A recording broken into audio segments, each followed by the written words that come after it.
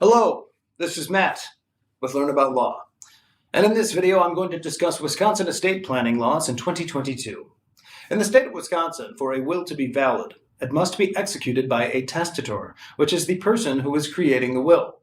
The will must be in the testator's own writing, and the testator must sign and date the will. Most importantly, there must be two witnesses who witness you executing the will, and the witnesses must sign the will.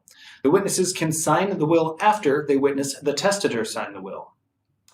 In the state of Wisconsin, you can make changes to your will. If you wish to do this, you must create what is known as a codicil. A codicil is validly executed when the testator complies with the same rules as creating a will.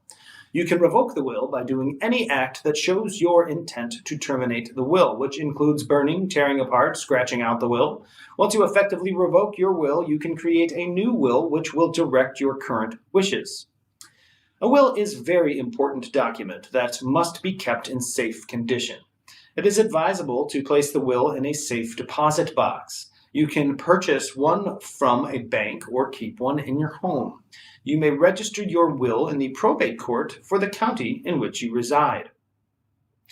In the state of Wisconsin, your will can be challenged by a showing of undue influence. Undue influence or duress. That at the time of the execution of your will, you were susceptible to being subjected to undue influence by the person who is alleged to have committed undue influence upon you while you created your will. It must be proven the person that is alleged to have committed undue influence over the testator had an opportunity to commit undue influence over the testator. It must be shown that the person alleged to have committed the undue influence of the testator had a willingness to take from the testator's estate by doing something that would be considered to be wrong or unfair. It must be shown that the result was caused by the undue influence.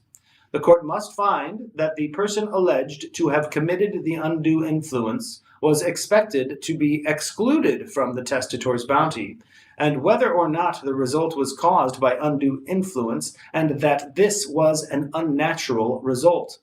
The court will look to see if it was unnatural by looking at all of the facts and circumstances.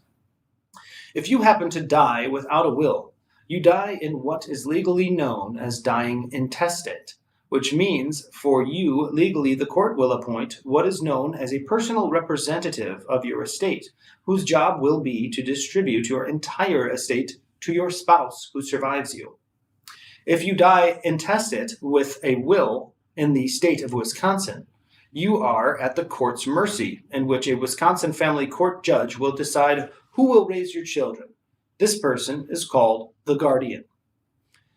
A will that was created in another state will be valid in the state of Wisconsin if the will complies with the state of Wisconsin will requirements that are listed in the article below. A will also will be valid if it is valid in the state where you signed, or if you are staying there, or if you were living there. Either situation suffices.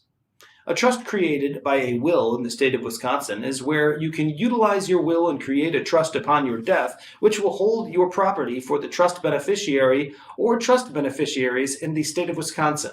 What happens is that you will name a trustee to manage the trust. The trustee can be anybody you choose or a bank or trust company. The trustee owes duties to the beneficiaries of the trust and is responsible for protecting the trust assets, paying the trust beneficiaries' income earned from the trust, financially managing the trust, and terminating the trust in accordance with the terms of the trust.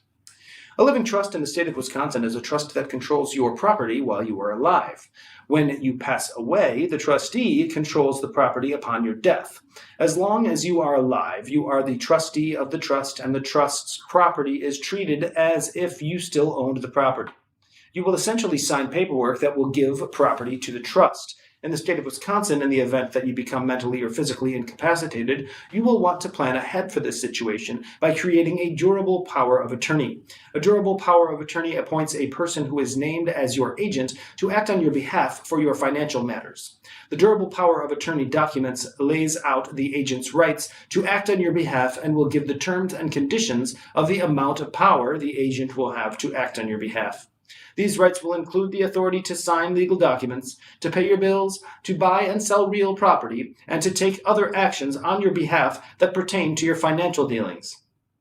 In Wisconsin, a durable power of attorney for healthcare authorizes your agent to make healthcare decisions for you when you are unable to do so by becoming mentally or physically incapacitated. If you become incapacitated and are unable to make decisions for yourself and do not have a durable power of attorney, you will then need to ask the Wisconsin probate courts to appoint a guardian for you. Appointing a guardian for you is a very time-consuming task that can take a long time to complete. When you agree to act as an agent under a durable power of attorney, you act as a fiduciary to the principal. This means that you have a legal duty to act in the highest good faith for the principal's benefit. Thanks for watching. To learn more, check out the article linked below. Be sure to leave any questions you have in the comment section, and subscribe for more legal content daily.